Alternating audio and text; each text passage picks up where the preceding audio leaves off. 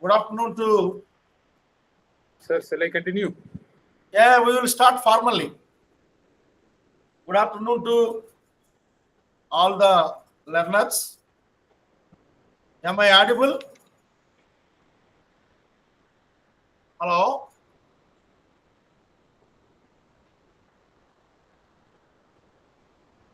Hello? Sir, your voice is not audible.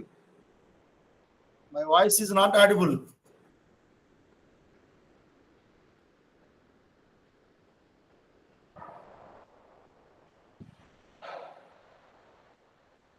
Hello? Am I audible?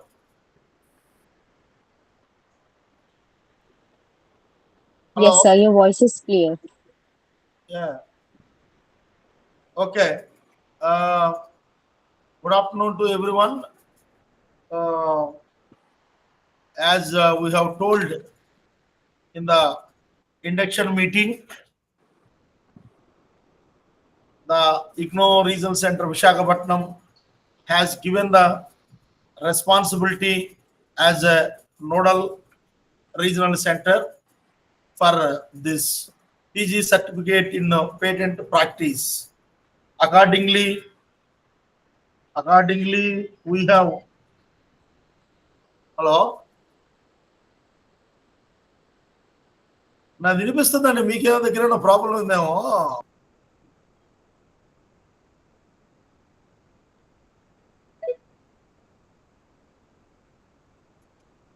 Hello.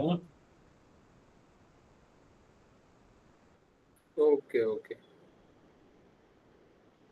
Okay sir. చూడండి, ఇప్పుడు exam form లో ఇప్పుడు డబ్బులు కట్టారా?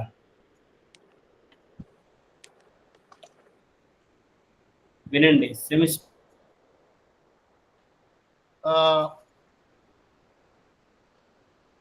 Now, today onwards, we are conducting the online counseling.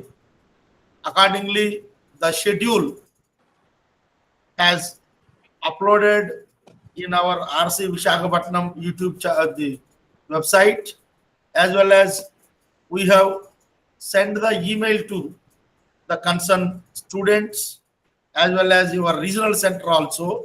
I hope now we are having total 5 students in this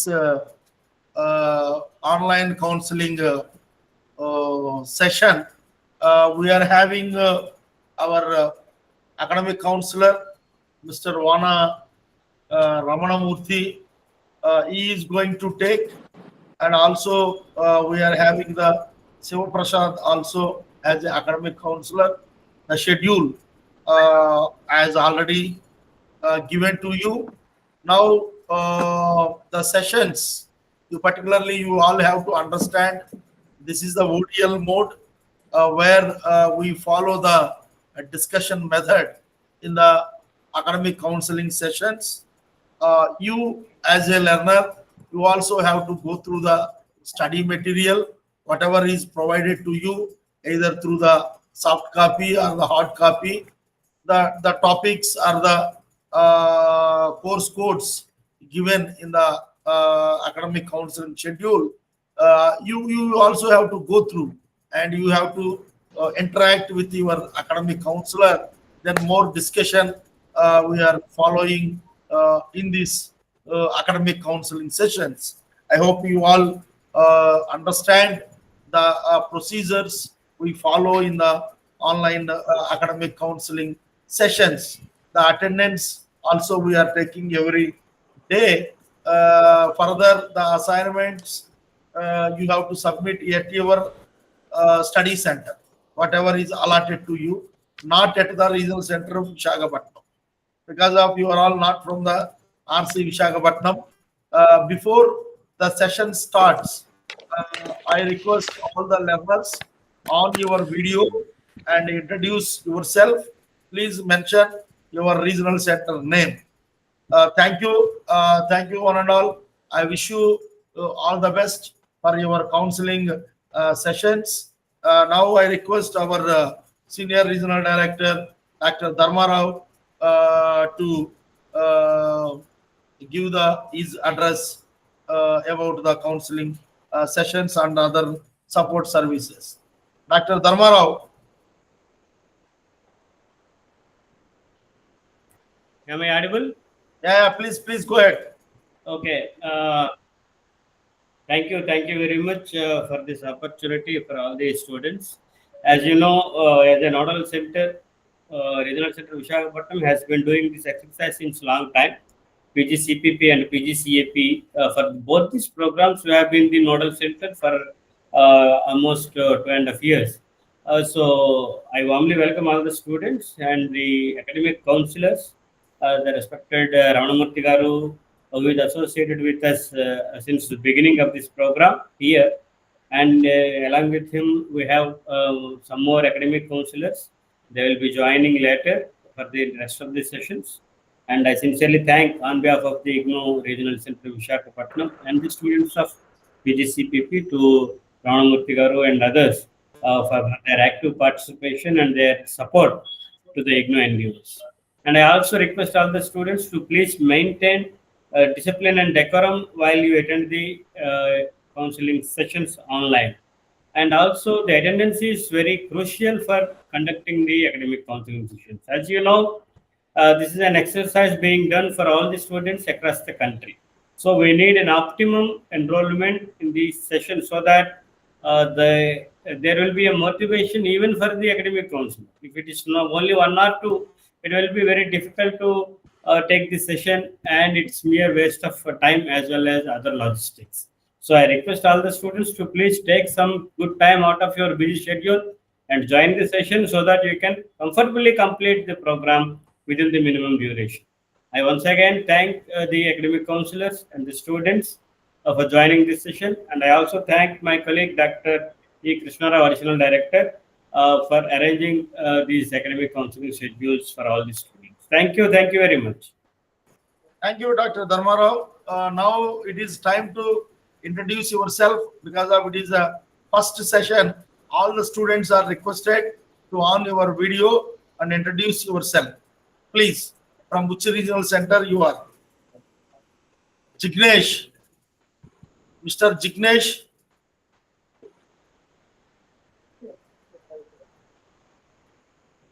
Prachi. Yes, sir. Yeah, please introduce yourself. Hello, everyone. I'm Prachi Jha, and I'm from the Patna Regional Center. And I have joined this PGCPP course to learn more about patent law because I'm interested in pursuing patent law further. Thank you, Prachi. Sushmita. Miss Sushmita. Hello everyone, my name is Sushmita Sehwag and my regional center is Dehradun, RC Dehradun, and I am currently pursuing this course just because I'm working as a patent agent in a law firm. So I want to upskill my domain. Yeah, thank you, Miss Sushmita. LK. Mr. LK.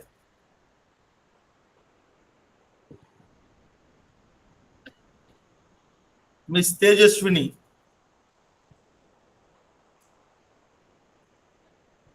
If someone is not responding, we remove from the group this because of I want to see the students first because of it is the official classroom. We are asking you to respond. Someone is not at all responding. That means no use to attend the session. Miss Tejaswini. Hello, sir. My name is Tejaswini Bothra. Mm. My regional center is Nasik, Maharashtra. I'm interested in patent to pursue in further the career in pharma. Okay. Then thank you. Lakshmi Thank you, sir. Priya.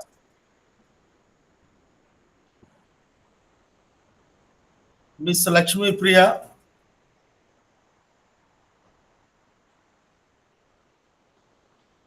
Okay. This LK has typed as a Lovely Kumari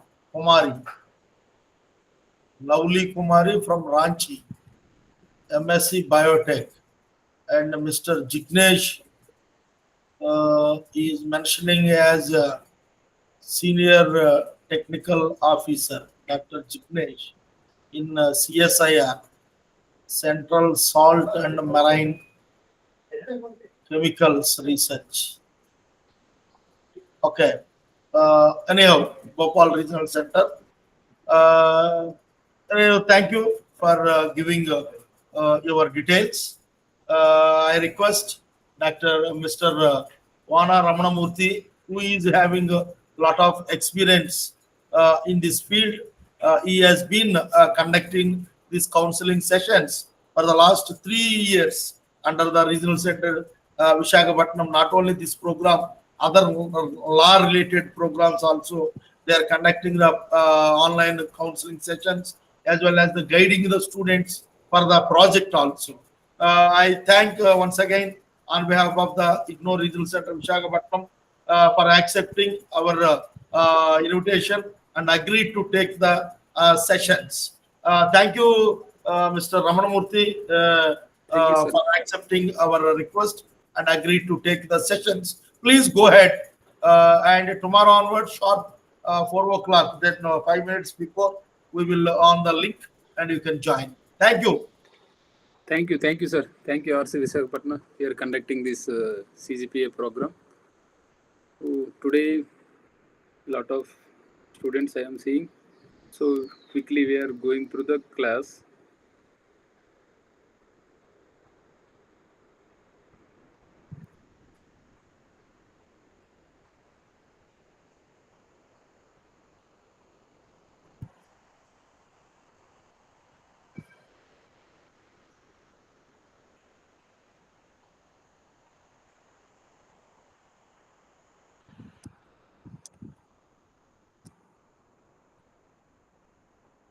Welcome students. Welcome to the postgraduate certificate in patent practice. So first, in this course, in the first block itself is talks about overview of the intellectual property rights. So what is intellectual property? What is the definition of the intellectual property? Basically, intellectual property is a category of property that includes intangible assets resulting from intellectual efforts such as inventions, literary and artistic works, symbols, designs, and trade secrets. So basically, the assets, in the general sense, the assets can be classified into two categories, that is tangible assets and intangible assets. So tangible assets, for example, if you touch that, for example, if you are purchasing any Bluetooth headset, that the headset will be, you can touch it. At the same time, if you purchase any mouse like that, these are the tangible assets, those you can touch and feel it. But the some assets are there which are intangible, you can't touch it, you can see it. So those are the intangible assets. So these intangible assets, for such as inventions, literary and artistic works, symbols, designs, and trade secrets, comes under the definition of the intellectual property. So these rights are recognized and protected by the law, allowing creators, inventors, and business to control and benefit from the use of their creations for a specific period of time. For example, if you take the patents, it is the time period of 20 years only. If you take the copyright, it will take the lifetime of the author plus 50 years. So these are the time limit specific period intellectual property rights. The intellectual property is the property which can be created by the application of the human mind.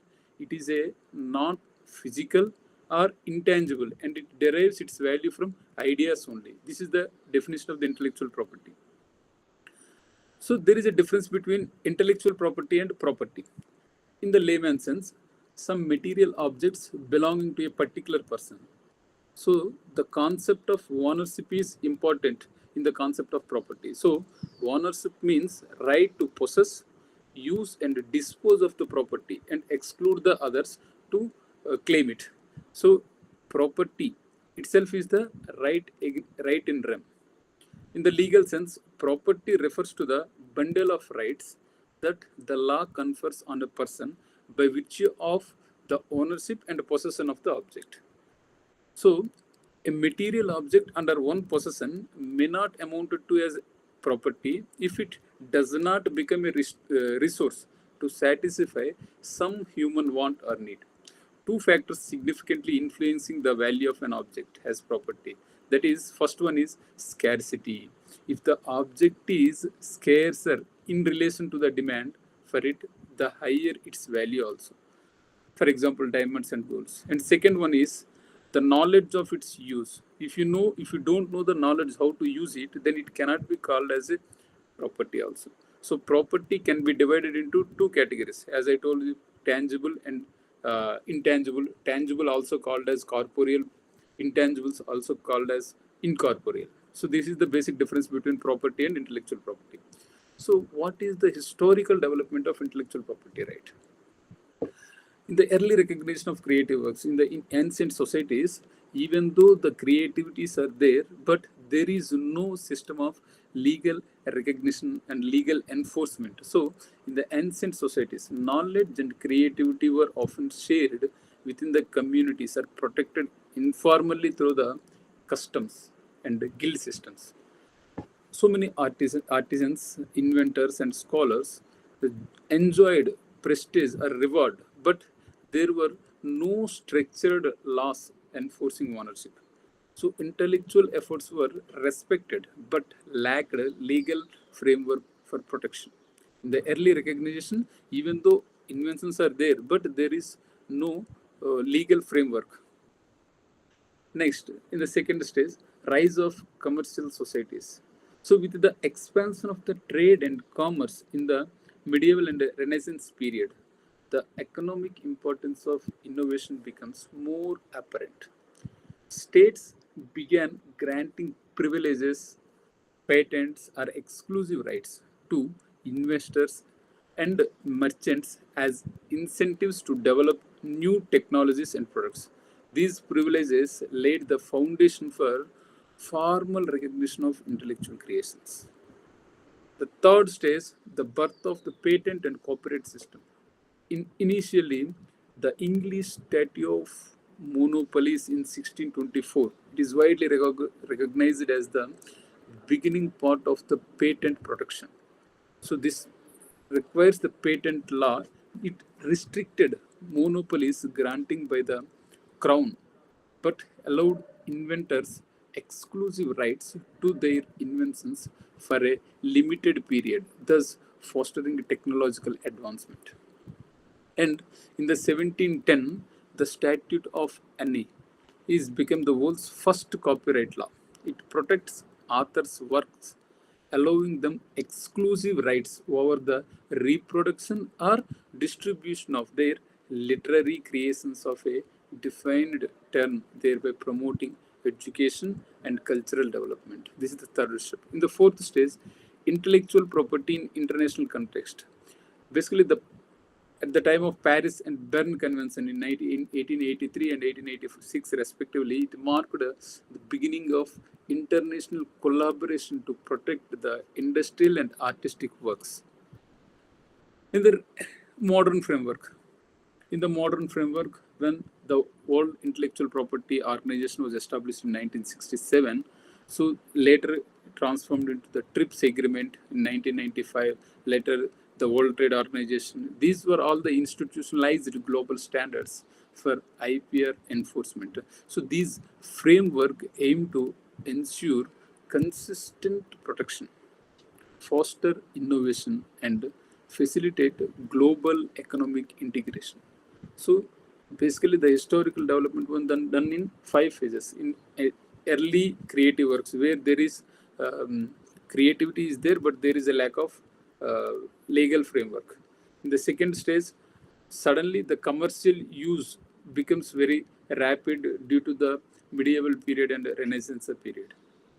In the third, the initial days of that British dominance, they passed the two statutes, that is Statute of Monopolies, English Statute of Monopoly and the Statute of Anne with regarding to patent and copyright law respectively. At the same time, after that, in the 18th century, the Paris Convention and Berne Convention, which was marked a significant transformation in the IPR protection.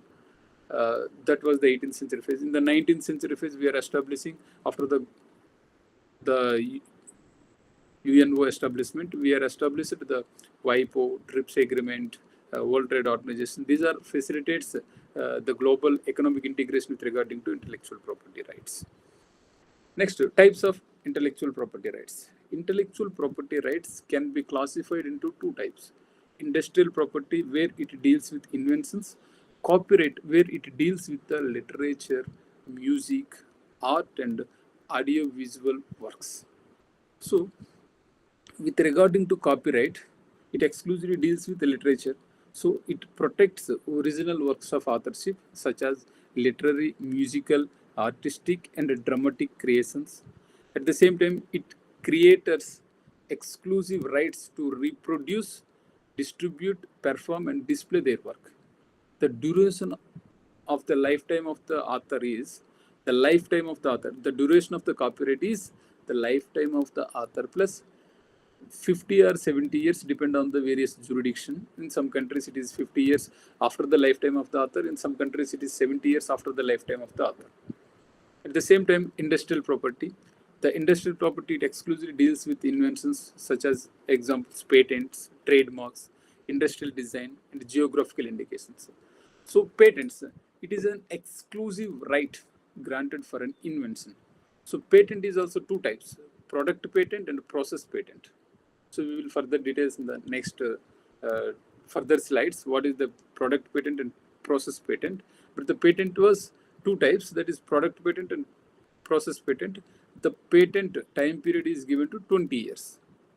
And the second one is trademark. It is a sign, symbol, or a word, or a phrase that distinguishes the goods and services. Trademarks can be renewed indefinitely as long as they are actively used and maintained. Various jurisdictions is exclusively discuss the what period should be calculated as actively used period. If within that period, if anyone is not used, the inventor is not used the trademark, then trademark can be cancelled and any other one can apply. Next, industrial design. It protects the aesthetic or ornamental aspects of a product rather than its functional features. For example, various chips, we are using semiconductors chips. So these are the we don't rely on the functional features, but we are more focusing on the design. What the small one, say semiconductors or large scale semiconductors, how these macro to micro it is designing. So we are using these designs. At the same time, also if you see that various cars are designing differently, so that comes under the industrial design. And the last one is geographical indication. So geographical indication is a sign or name used on products that have a specific geographical origin and possess qualities, reputations, or characteristics that are essentially attributable to that origin. For example, if you take the currently there is a dispute between Odisha and West Bengal with regarding to Rasagulla. So it is one type of geographical indication. So it describes the particular area. So that comes under the geographical. Lot of geographical indications are there. Next, characteristic features of intellectual property rights. Intellectual property rights are intangible in nature. So we are already discussed what is tangible and intangible. So tangible is nothing but physical possession of the property. Intangible is nothing but it is not in the physical possession. For example, in the creation of the mind, it is intangible. So intellectual property, one of the function feature is it is intangible in nature. Second one is exclusive rights. So those who those who are invented, the inventor has exclusive rights. So that is the rights against entire world. So rights in rem, it is called as rights in rem. So that means he can protect, he can ask that, he can claim that my exclusive right was there with that product. So these are also intellectual property are negative rights. Why it is called negative rights means once the author filed a petition that application that by claiming that intellectual property, then others are restricted. So this is comes under the negative rights. And the fourth one is limited duration. So as I already discussed that patent duration is 20 years, copyright duration is lifetime of the author plus 50 or 70 years depend on the jurisdiction. So this comes under the limited duration. Transferability. So the intellectual property can easily transferable from one person to another person. Further slides we will discuss the knowledge transferability also. And territoriality. So intellectual property, why this territoriality is necessary is, so even though the globalized world, we are not accepting a unified body to recognize the intellectual property rights. Because of that, lot of jurisdictional conflicts happen. For example, in 1960s, we all know that neem is the product of India's, but the US claimed that neem is their product. So this is because in India they are recognized in India only. That time, due to this territoriality gap, jurisdiction, so US also claimed that there is no universal territoriality jurisdiction was there with regarding to IP before that. But now we are focusing more on this uniformity territorial jurisdiction. Next one is concrete public disclosure. That means if the ideas per se cannot be protected, that means the author or the inventor who is having idea, it cannot be protected until unless you make that idea into a materialistic form. That means in the application procedure of the any intellectual property, you have to disclose the idea, then only it will be protected. Next point, it is a tool of wealth generation. Yeah, obviously. So the intellectual properties can be sold, can be transferable, can be assigned. So by using this, you can get the wealth. The author can get the wealth. So it is also a benefit to the right holders. Yeah, those who are purchasing that inventions, they have some benefit that they will further resell, or they may use, or they may hand over to the government. Government gives some benefits to him. So these are the benefits to the right holders. Next, benefits to the society.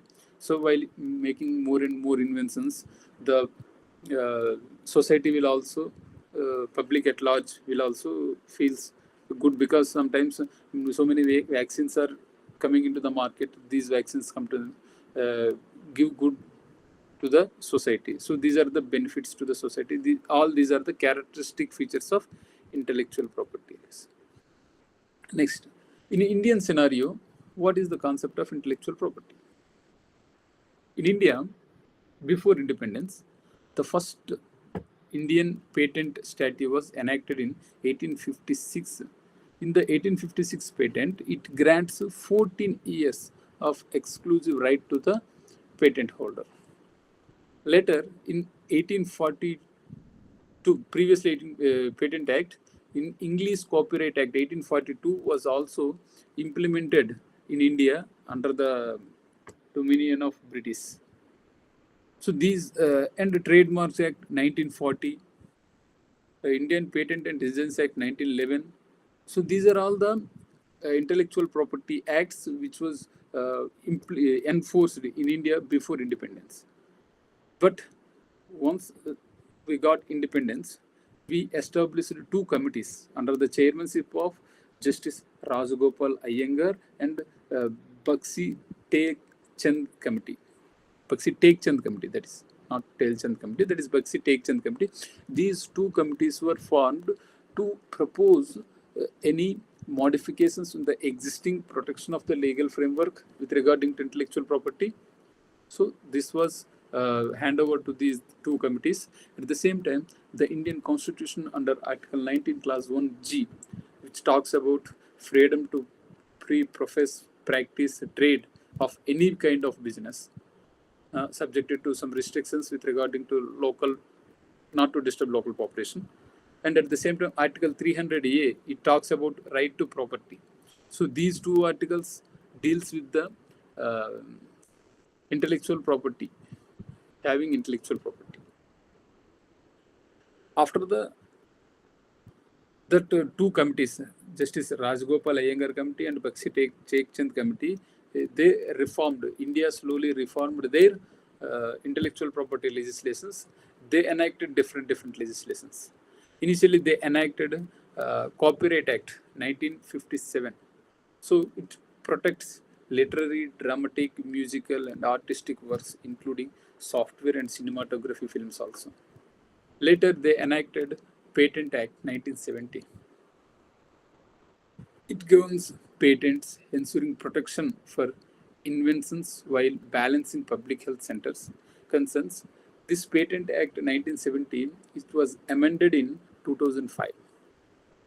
And Trademarks Act 1999, which deals with exclusively brand names, logos, symbols. And the Designs Act 2000 was enacted for the protection of products and industrial designs.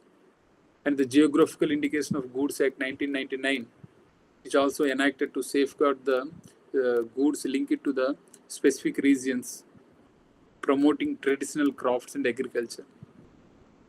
And 2001, they enacted Protection of Plant Varieties and Farmers' Rights Act, which balanced the breeders' right with farmers' interest in plant varieties. So these are the modern legislations which were enacted after independence. So what are the major international treaties signed by India with regarding to this particular intellectual property field? So in India, they signed the Paris Convention for the Protection of Industrial Property in 1883. So it basically deals with patents, trademarks, industrial designs, and geographical indications. And later, the Berne Convention for the Protection of Literary and Artistic Works also in 1886 were signed.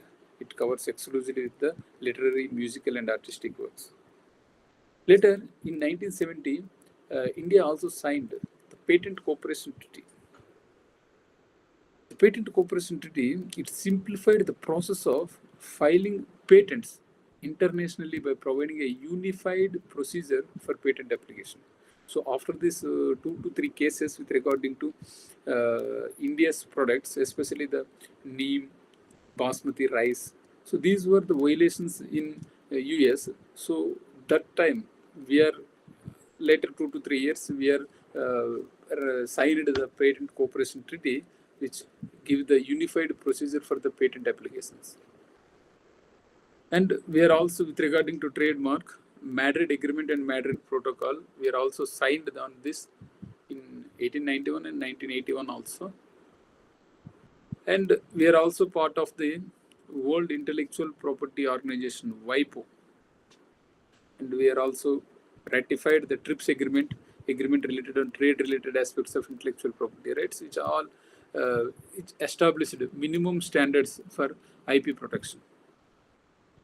And in 2004, India also signed International Treaty on Plant Genetic Resources for Food and Agriculture. It mainly facilitated the access to plant genetic materials and to promote fair sharing of benefits derived from their use, balancing farmers' right with breeders' right. So now, what is the acquisition and maintenance of intellectual property? So for the acquisition of maintenance of intellectual property, especially in the universe, so many countries are there. Most of the countries have intellectual property offices with different names. In generally, they are having intellectual property offices. These intellectual property offices are responsible for acquisition and maintenance of intellectual property rights. So first of all, these intellectual property rights are acquired by fulfilling a specific legal requirements such as novelty for patents or originality for copyrights. So a patent must be a novel and a copyright must be original. So this must be there before the filing of an application. So if these circumstances satisfied, then follow the prescribed procedure like registration and examination. So some rights like copyrights and trade secrets, they arise automatically, while others such as patents and trademarks need formal application and approval. So that means the patent, one you invented anything, until unless you make application and approval, it cannot be registered. But some copyrights and some trade secrets, when you find that, it automatically gives you protection. After acquisition, maintaining these rights involves timely renewals, payment of fees, proper record keeping, and enforcement against infringement. So, the regular monitoring and adherence to legal provisions are essential to keep rights valid and effective. The proper maintenance, it ensures that creators and businesses can benefit from their innovations while encouraging further creativity and development.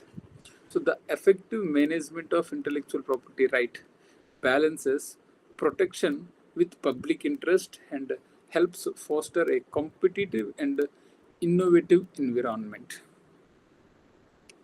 So, what are the emerging issues of intellectual property?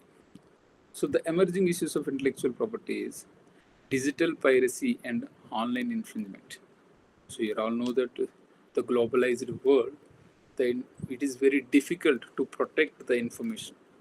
So, in the current scenario, it is very difficult to protect the intellectual property rights. So, this cyberbullying, cyber attacks, so this all comes in vehemently their theft this data. So, the digital piracy and online infringement is one of the emerging issue of intellectual property. And second one is access versus protection debate. That means some are saying that, for example, if so for example, if you suppose that any textbook is there, for the textbook, if you downloaded it from online and for the purpose of studying, then it is access. But if you make copies and sell it, then it comes under violation. So this comes under access versus protection debate. So if a intellectual property is granted, then also how much of that amount should be accessed free and how much of that amount is protected for the right holder. So this is the second emerging issue. Third emerging issue is biotechnological innovations. So these biotechnological innovations, due to that CBD, Convention of Biological Diversity, so that both Nagoya and Cartagena Protocol, it intensified that these related innovations, the biotechnological innovations. So these are the latest emerging issue of intellectual property. And the artificial intelligence and intellectual property, use of artificial intelligence. Next one is trade secret and whistleblowing. So this is one of the significant emerging issue. What should be kept in secret? Whistleblowing. For example, if one company having lot of trade secrets, but in the company, due to the whistleblowing, that secret comes under the threat.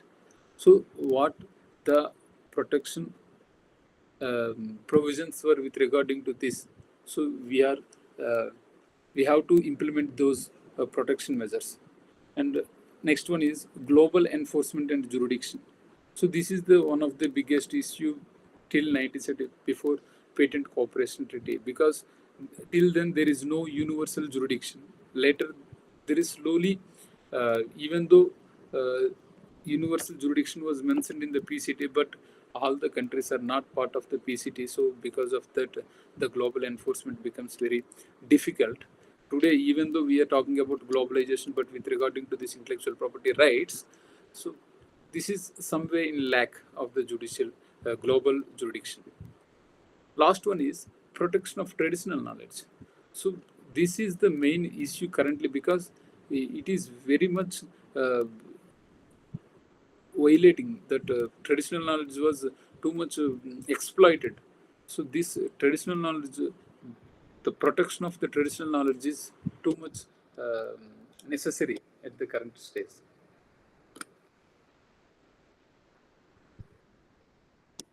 And the role of patents,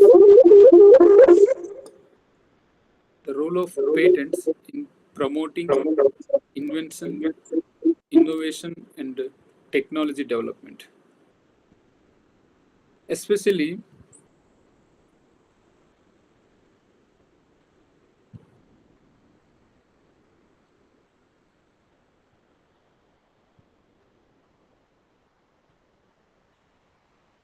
just wait.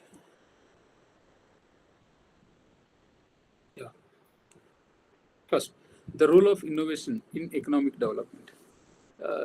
A famous person, Joseph A. Schumpeter, in 1911, he said a theory which highlighted innovation and entrepreneurship as central to economic growth, emphasizing that inventions must be transformed into useful innovations by profit-driven entrepreneurs. He introduced the concept of creative destruction, where new innovations replace outdated technologies, enhancing product quality and productivity. This is the concept of creative destruction. So this was given by the Schumpeter. So according to the Camille Idris, the patents as strategic tool for economic growth perform. It has four functions. One is it facilitates technology transfer, at the same time foreign direct investments. Second, it stimulates the research and development in universities and research centers. Third one is it serves as a catalyst of new technologies and new businesses. And fourth one is it empowers business, particularly small and medium scale enterprises.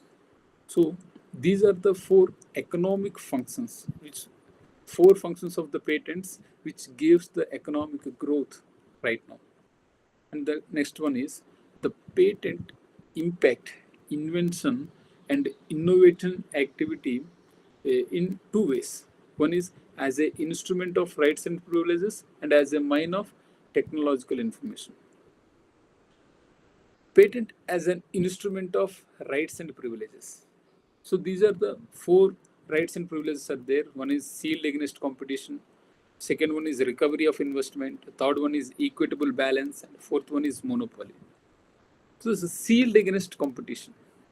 So the grant of patent provides inventors with a protective shield against market competition. It enables the inventors to commercially exploit their invention without the immediate threat of the imitation. So this exclusivity empowers inventors to recover their investments in the invention process. The next one is the recovery of investment. The patent, it allows inventors to recoup the cost associated with their inventions. Whatever the cost they are making for the invention of the patent, so they are recovering the investment by monetary or temporal and intellectual investments. So this financial recovery is often realized through licensing agreement. That is the transfer of the knowledge. So this financial recovery also acquired by the transfer of knowledge. Third one is equitable balance.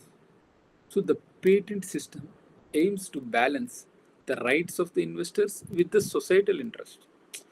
It ensures while inventors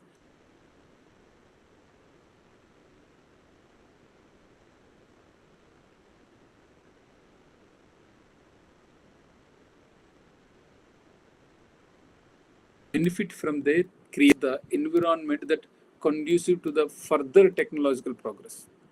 So the equitable balance, it is necessary for this enhancement of the technological growth of patents. The next one is monopoly rights. The patent rights grant inventors monopoly over their invention, prohibiting unauthorized production, use, sale by others. So this legal exclusivity incentivizes innovation by ensuring that inventors can capitalize on their unique contributions. So these are the rights. The next one is the strategic insights from patent applications. Because you see the patent applications, because the patent application has a lot of information. These patent applications are rich source of information that can be strategically utilized for various purposes.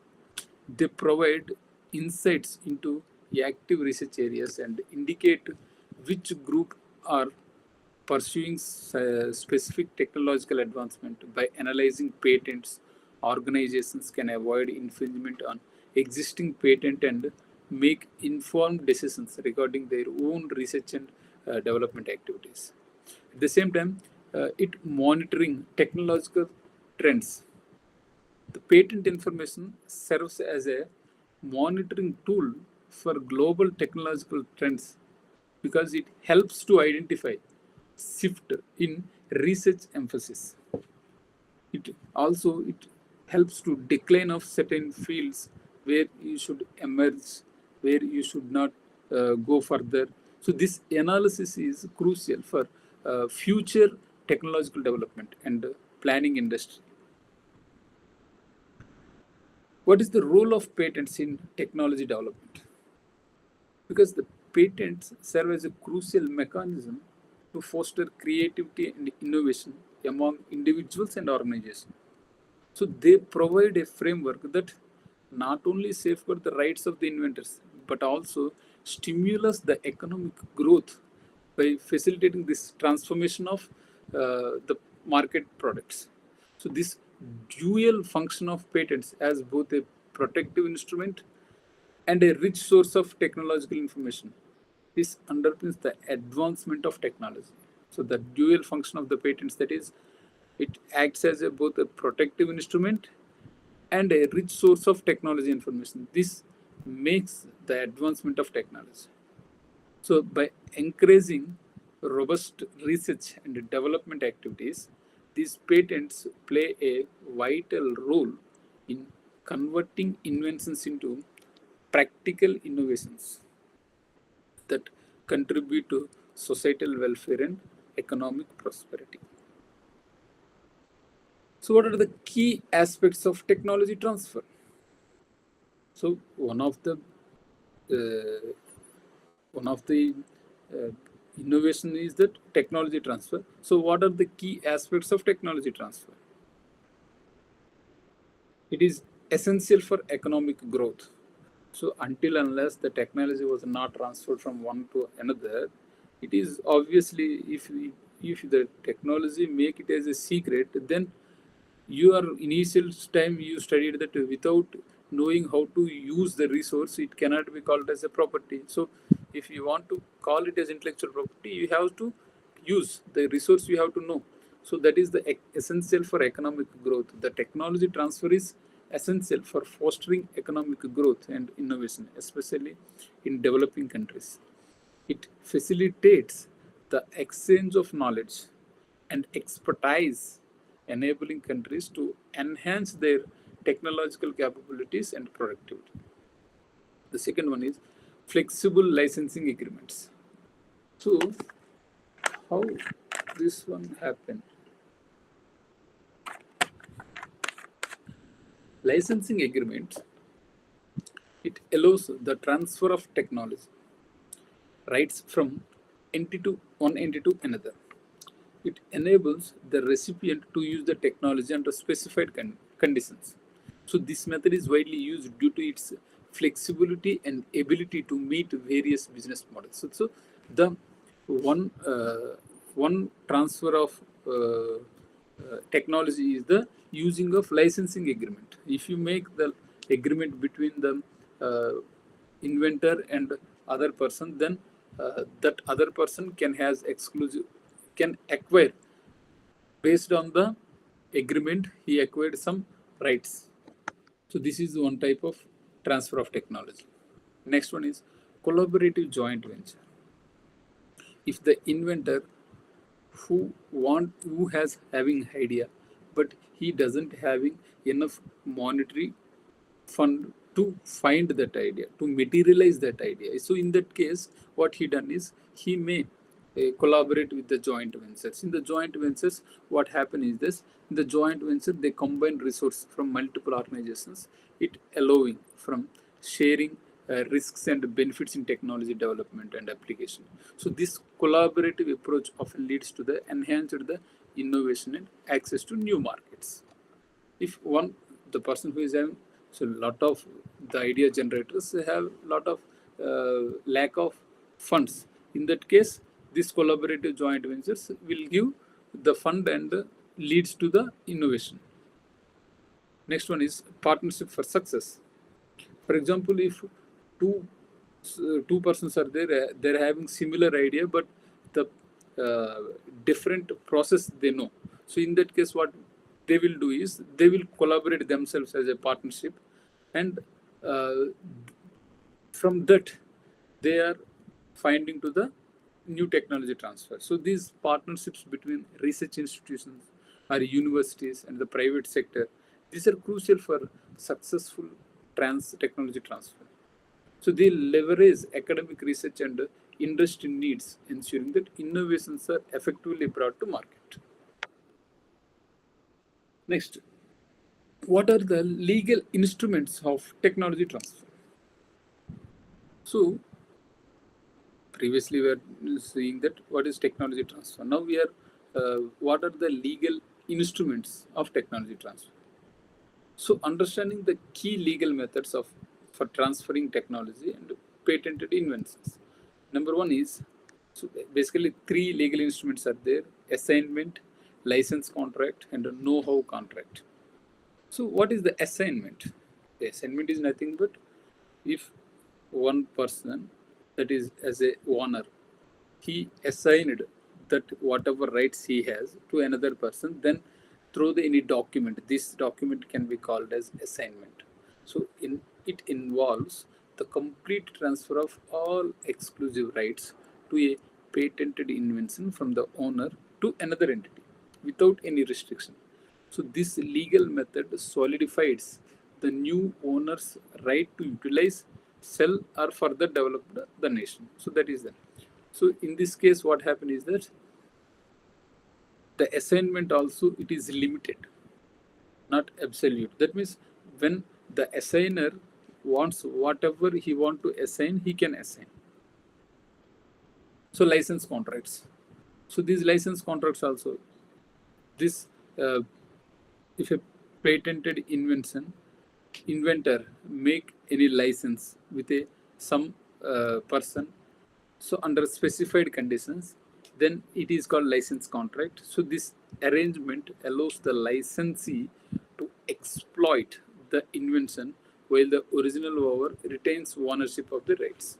So that means the original owner may give time period for any licensee to exploit the invention. After that time period, again the original owner can retain the ownership rights. Know-how contracts. So the know-how contracts is It facilitates the transfer of specified knowledge and technical information necessary for the effective application of an invention. For example, if I want to make an agreement with some big company, the big company is already having a particular design model of a particular car.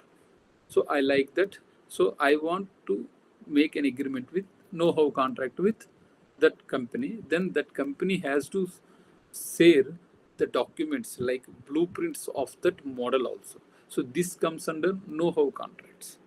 Okay, these agreements complement license contract, focusing on practical knowledge rather than just legal rights. So the blueprint, how the system is, how the design is developed. So this comes under the know-how contracts. So these three comes under the legal instruments of technology transfer. The next is tools of technology transfer. So what tools are used to transfer the technology? So these are basically four tools are used: sale and import of equipment. Second one is franchising arrangements. Third one is consultancy services, and fourth one is turnkey projects. So let us discuss sale and import of equipment. So these are the tools of technology transfer. The sale and import of equipment, the sale, purchase, and import of capital goods such as machinery and equipment. It facilitates commercial transfer and acquisition of technology. It by enabling business to enhance their production capabilities. So these are the one method of one tool of technology transfer by sale and import the equipment. The second one is franchising agreements. If you make any agreement regarding to transfer of technology, so these also comes under tools of transfer of knowledge. So the franchising agreements allow technology transfer by combining the franchisor's established brand and operational methods with the franchisee's investment, it resulting in mutual benefits. The next tool of transfer of knowledge is consultancy services. So these consultancy services, so because basically some specialized consultancy services are there in different countries for the advice and services they give.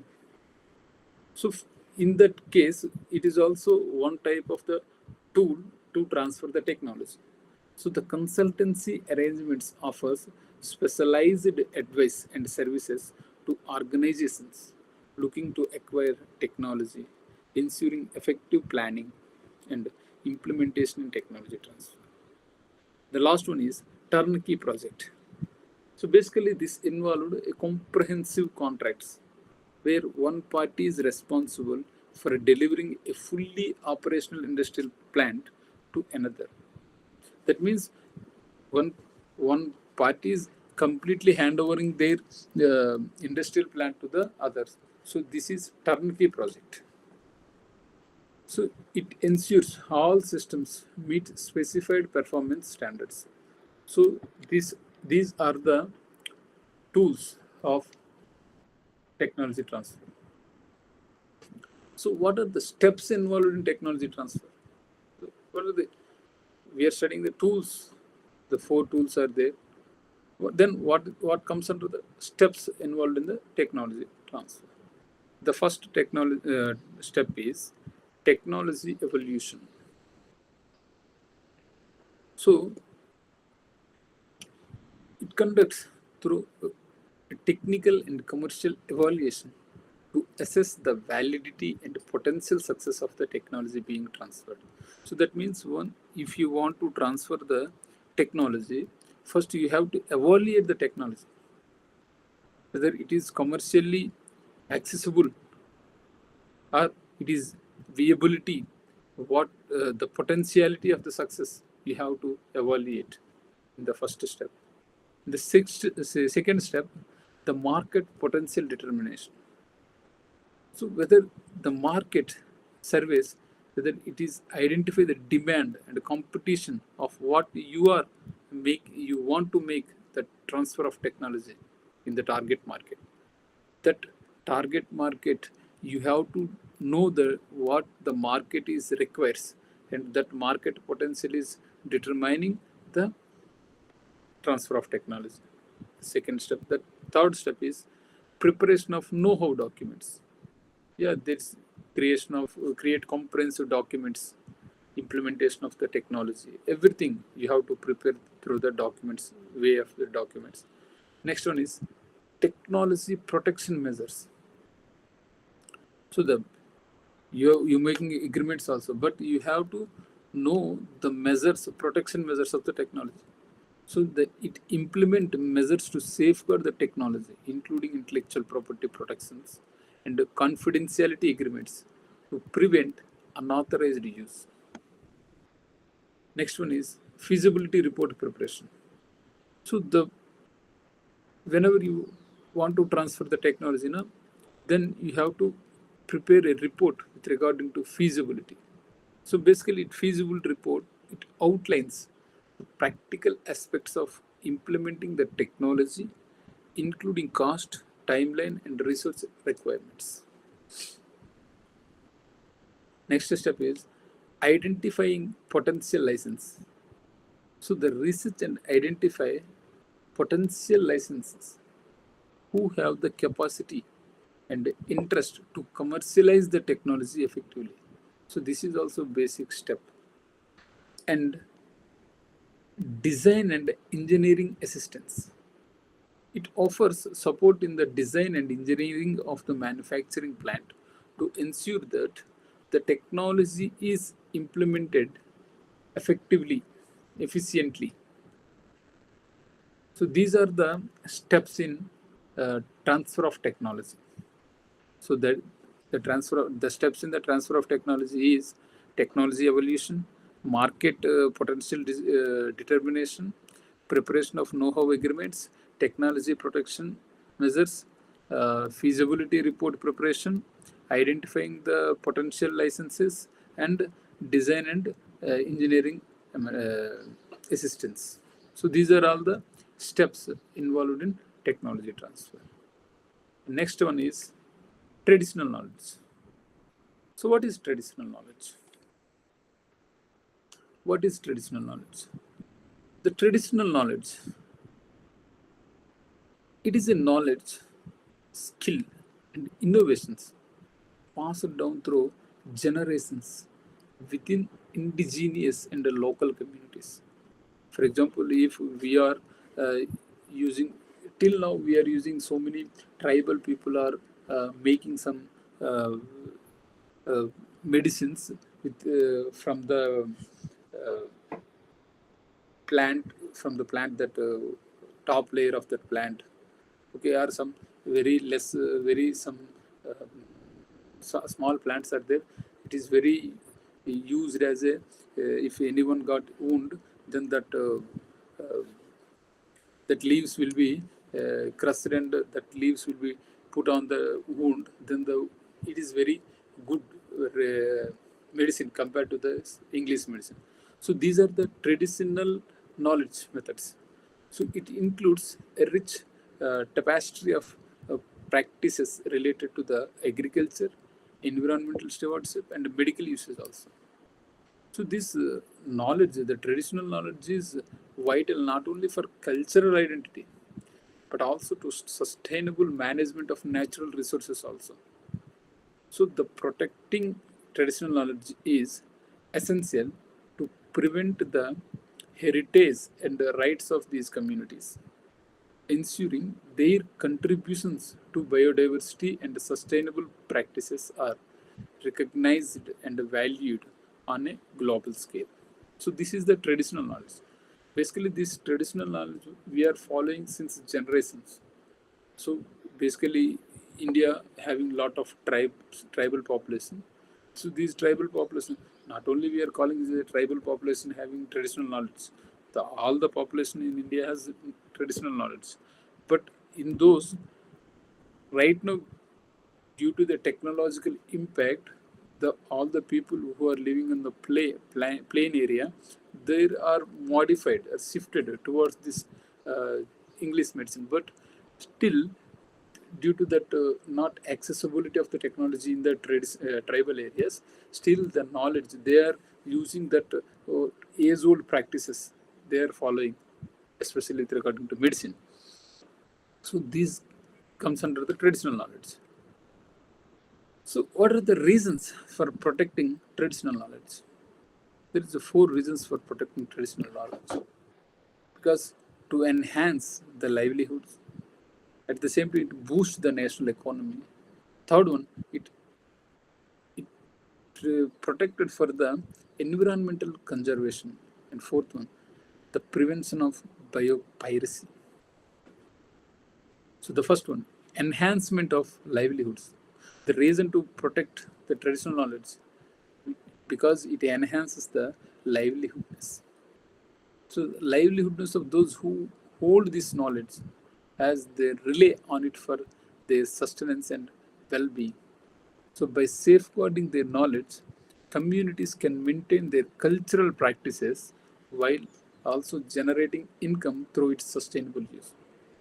So those who are generating traditional knowledge, their very minimum income is there with them. Okay. So to enhance the livelihoods of that, we have to protect the traditional knowledge. The second one is to boost national economy. So if you protect the traditional knowledge, it contributes the national economies by serving as a valuable input in various modern industries, including pharmaceuticals and agriculture. So by recognizing the leveraging traditional knowledge, countries can enhance their economic growth while also valuing a local knowledge system also. The third one is environmental conservation. So the traditional knowledge plays a significant role in environmental conservation. Many indigenous practices who promote sustainable resource management, thus fostering biodiversity and ecological balance. The protecting this knowledge ensures that these beneficial practices continue to be utilized. So the traditional knowledge which we are having, the traditional knowledge which was not affected the environment. So these are the traditional knowledge is the environment eco-friendly in the conservation. So if you protect the traditional knowledge, it will enhance the environment also. The next one is prevention of biopiracy. So if you lot of already I discussed that piracy with regarding to that neem. So many Indian products like neem or basmati rice. So these are all comes under the exploitation. So if you protect the traditional knowledge, then you can prevent the biopiracy also. So by doing that, indigenous knowledge and resources are not exploited without consent. So by safeguarding this traditional knowledge, the communities can mitigate unauthorized use of their cultural heritage and biological resources also. So these are the reasons why you should you should prevent the protection of traditional knowledge. So the reasons are enhancement of livelihood, boost to the national economy, environmental conservation, prevention of biopiracy.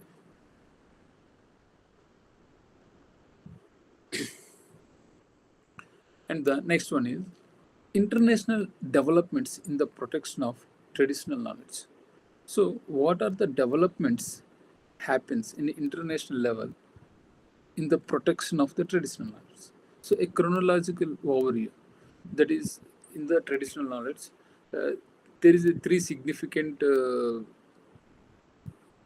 say 3 significant years was prominent. One is 1981, when the World Intellectual Property Organization WIPO and UNESCO, United Nations Economic and Social Council, so Economic and Scientific Cultural Organization. So these two adopted a model law on folklore by establishing a framework for the protection of cultural expressions. So this is in 1981. WIPO and UNESCO adopted a model.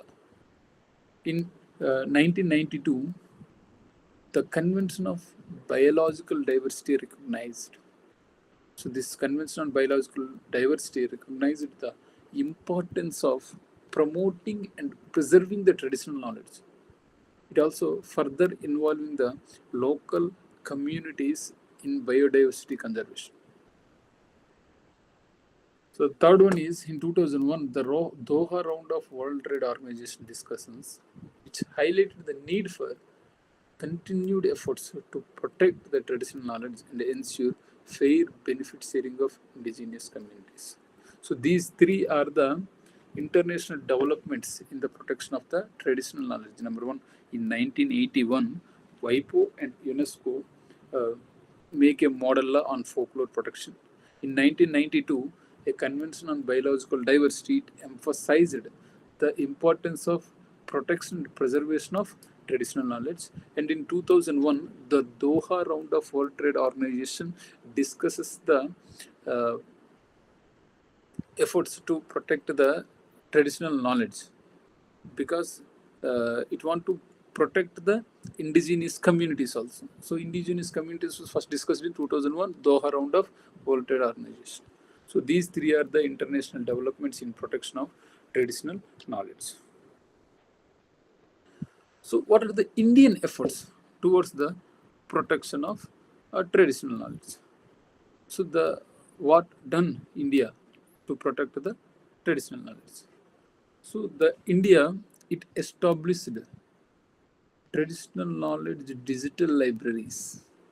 So the traditional knowledge digital libraries, it serves as a comprehensive database to document traditional knowledge, primarily in the field of medicine, agriculture, and cultural practices. So these traditional knowledge digital library, it helps prevent misappropriation of India's traditional knowledge by making it accessible to patent examiners worldwide, ensuring that prior art is considered the patent application. So these comes under the traditional knowledge digital library. And the second one is legislative framework for protection.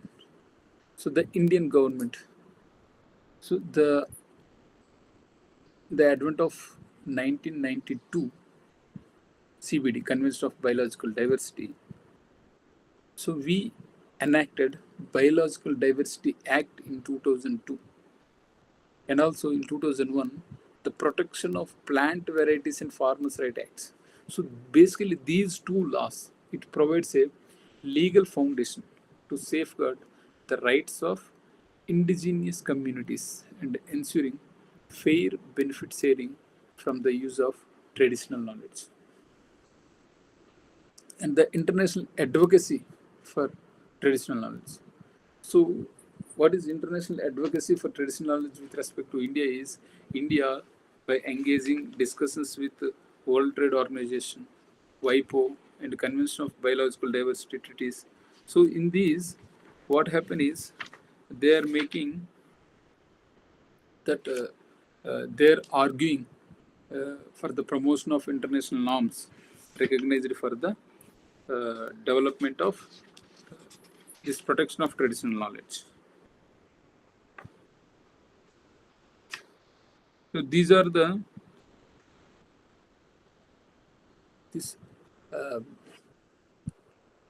this traditional knowledge for traditional knowledge digital library. It was established in 2000, January 2000, under the Ministry of under the Department of Industrial Policy and Promotion, DIPP. So which makes that to prevent the misappropriation of India's rich heritage of traditional knowledge. So this comes under the technology. role of patents in promoting inventions and technology. So today we are discussing about definition of intellectual property. At the same time, difference between property and intellectual property. And third one, historical development of intellectual property. 5 phases we are discussing: early recognition of the creative works, the commercialization, commercial societies happened. Then what about the uh, what with regarding to this IPR? Next one is the when the first laws stating that patent law and copyright law, and then fourth one is uh, Paris Convention and Berne Convention deals that time. The lastly after that United Nations was established. What are the institutionalized development with regarding to the protection of intellectual property rights? Types of intellectual property rights, we are discussing the types. Two types are there: industrial property and copyright. Industrial property deals with inventions, copyright deals with literary, artistic, music, audiovisual works. So industrial property, again patents, trademark, industrial design, geographical indications are there. So the characteristics we have discussed, what are the characteristics? Tangible in nature, exclusive rights, negative rights, limited duration, transferability, territoriality. The ideas per se cannot be protected. Tools of wealth generation, benefit to right holders, benefit to the society. At the same time, in Indian scenario, before independence, what legislations are dealing the intellectual property. I forgot to mention about Indian Penal Code that time. So before independence, we have also have Indian Penal Code. So the Indian Penal Code also operationalized to protect this intellectual property rights, along with these uh, first initial enactment before independence. The Indian Constitution under Article 19(1)(g) and 300(a) also deals with this intellectual property rights. And what are the various legislations enacted after the independence? We are also discussed. Till now, what are the major international treaties signed by India with regard to the intellectual property rights? The Paris Convention, Berne Convention, Madrid Agreement, WIPO, PCT, Patent Cooperation Treaty, TRIPS, ITP GRFA, the Integration of Plant Genetic Resources of Food and Agriculture Convention. So these are all the international treaties India already ratified. So acquisition and maintenance of intellectual property rights. So basically we are in this section, acquisition and maintenance. It is all are discussed with the intellectual property offices. So the different countries have different offices where the acquisition, how the procedure of the acquisition, how it is maintaining. It was given, it was changed by jurisdiction to jurisdiction. So until unless you make some essential requirements, you cannot go for register. Once you have essential requirements, then you can go to the registration. So this was given. This was the under the control of the intellectual property offices. The emerging issues we are also discussing, that what are the emerging issues of intellectual property: digital piracy, online infringement, biotechnology, innovations, this artificial intelligence. Because last 1 month back, I think some Ghibli art is coming outside. So in that, if a picture is there, for example, if Mona Lisa picture was drawn by someone, so now that picture was also drawn by this Ghibli art also. So then, in that case, to whom you gave the authorship, or in that case, how can you claim that there is a infringement happens? So that type of new concept emerged day to day due to this globalization. And at the same time, the protection of traditional knowledge is also very important in this current situation. So we are also discussing the role of patents in promoting inventions, innovation, and technology transfer. So especially in this technology transfer, we are discussing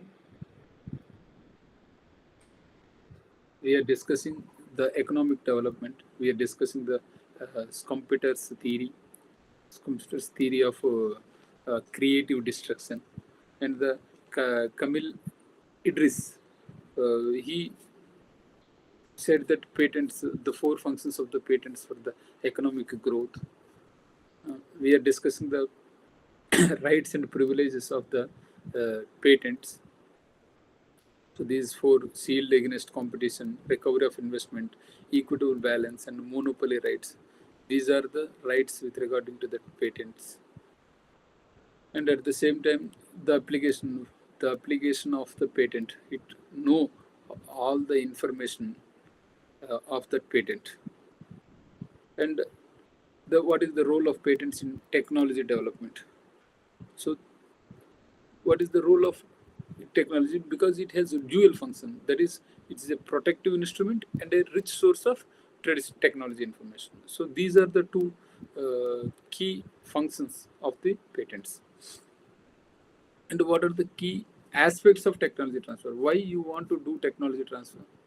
You want to do technology transfer for the essential economic growth. Second one is flexible licensing agreement. Third one is to want to collaborate joint ventures. Fourth one is partnership for success. You want economic growth, then you want technology transfer. You have the idea, but you don't have monetary support, then you want some collaborative ventures. You have not 100% idea with you, but you are having some advanced idea in your mind, but you want some another expert also to collaborate with you, in that sense partnership success. So these are the key aspects of technology transfers. Next, what is the legal instrument of technology transfer? There are three legal instruments we discussed. That is assignment one, license contracts, and know-how contracts. So basically, assignment, what the owner assigned, that only limited.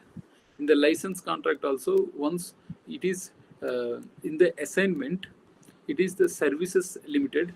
In the license, it is also the time period limited. But for example, if I give license contract to someone else for 1 year, so after 1 year I can claim my again original ownership. So that is the license agreement. How know-how contract? Know-how contract, which talks about the exclusivity. That, for example, blueprint, the document, how you made that design, like that. So these are the legal instruments of technology transfer. The next one, we deal with that tools of technology transfer. What are the tools to technology transfer? You can sale and purchase, or sale and import of the equipment, or you can franchising the arrangements, or you can consultant services, or you can turnkey projects. So these are all the turnkey project is nothing but you can hand over the entire project. So these are the four tools of technology transfer. Along with, we are also discussing the steps involved in technology process. What the steps are involved? First, to transfer the technology, first you have the technology evolution, and then later market potential determination. Third one is preparation of know-how documents. The fourth one is technology production measures you have to take. Next, fifth one is the feasibility report preparedness you have to do. Next one is identifying the potential licenses, and the last one is design and engineering acquisitions. These are the steps involved in the technology transfer. Later, we are discussing about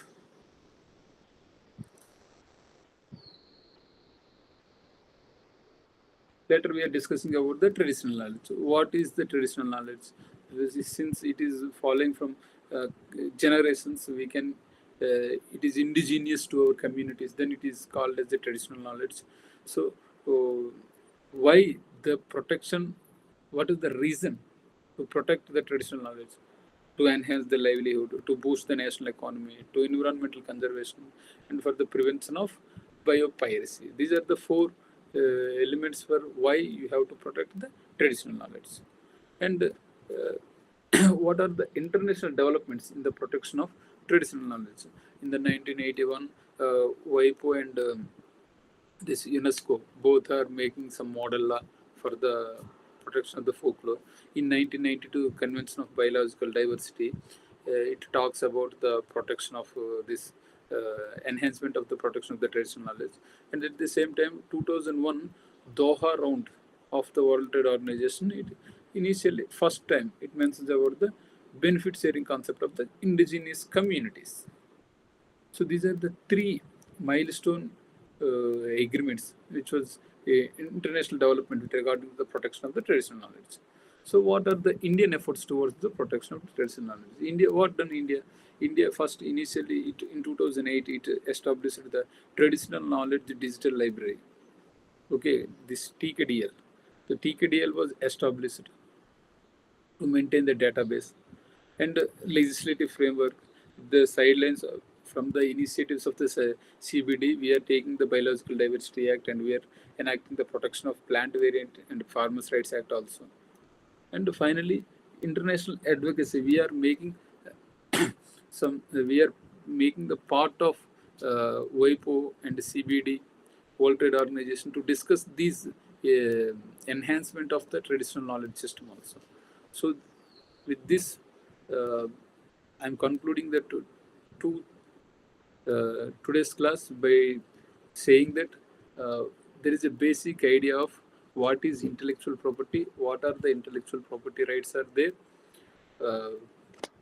what is the Indian scenario, what the intellectual property, how the evolution of intellectual property, what are the characteristic features, and in this the role of patents in promoting inventions, innovations, and technology transfer. Especially in this, we are discussing that how the technology transfer. At the same time, what are the key aspects in the technology transfer, legal instruments in the technology transfer, steps in the technology transfer, and what is in the finally, not ultimately, is the finally, what is the traditional knowledge, what are the reasons to protect traditional knowledge, what are the international mechanism to protect the traditional knowledge, what are the Indians measurements to take the protection of the Indian this traditional knowledge we are discussing. So tomorrow we will advance with that enforcement of this intellectual property rights.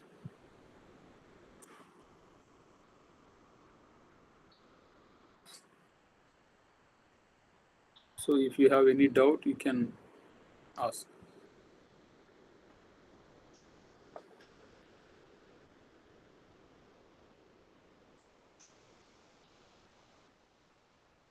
So with regarding to registration, so where are acquisition and maintenance of intellectual property concept we know. So that is in India especially. In India especially, we are having intellectual property offices. So in the intellectual property offices, if you think that it has some characteristic feature of that product, for example, if you have patent, you find, then it must have novelty. If you write the some copyright, then it should have some originality. Then you can, with those initial elements, you can take that to the patent office. Then patent office will register.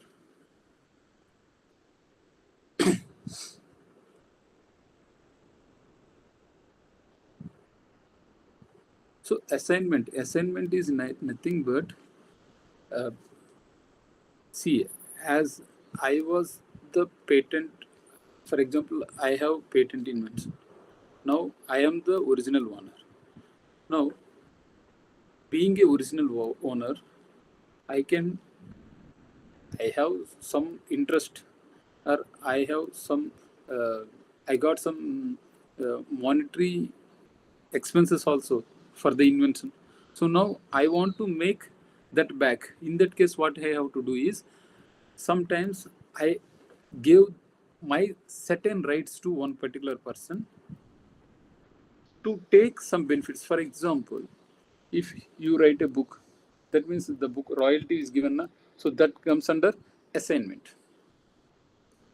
What do you mean negative right? Negative right is nothing but, for example, if you are as a patent holder, you are having the rights in rem. That means you can claim the right against entire world. That is, this product is invented by me. I have the exclusive rights. That means others lose that right now. So that concept comes from the negative right. So that is the positive right to you. That claiming of patent is positive right to from you in your perspective. The patent holder perspective is positive right, but with regarding to the society, those who are willing to innovate, from their point of view, it is negative right. So that is the difference between negative right. And how can you protect traditional knowledge? The traditional knowledge, you have to register only.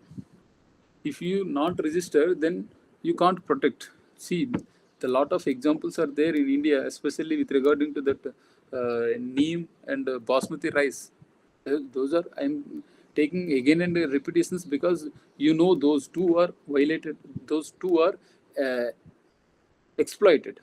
So because of that I am mentioning. So but so many of traditional knowledge was vanished.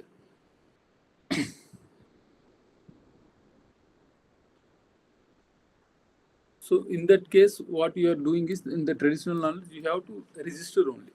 So how to do collaborative joint venture? How do it? See, collaborative joint venture, simple. You are having knowledge, but you don't have monetary to find out that. So in India, a lot of this um, collaborative ventures, we cannot say that a particular one office is there or one particular community is there, they are accepting that come, I will collaborate with you, like that. See, this collaborative joint venture is nothing but, in certain field, research centers are there. In the research centers, if you are interested, so according to their uh, descriptions, if you are very much interested to join that collaborative, to join with them, so for particular product development or particular invention, then your idea, they will encash you. So in that case also, you are not exploited, but your idea making into materialization. Due to you don't have enough source to materialize into that idea, so you are making collaborative joint venture. I hope all the doubts are cleared. So tomorrow we will meet at 4 o'clock.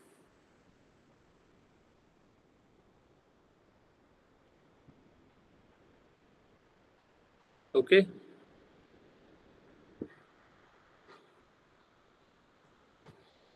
Okay then. Tomorrow we will meet at 4 o'clock. Thank you.